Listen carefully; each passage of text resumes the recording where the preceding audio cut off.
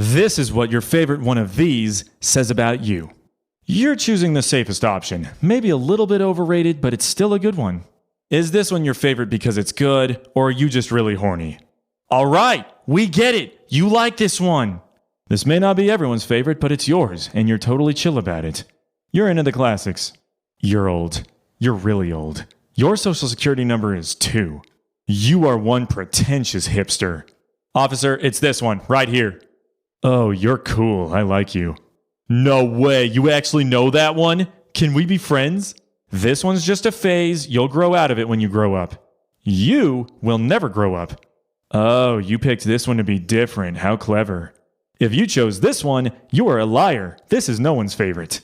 If you chose this one, you are correct. This is the best one. And for those of you in the comments saying, where's this one? Where's that one? You're annoying. That's what that one says about you.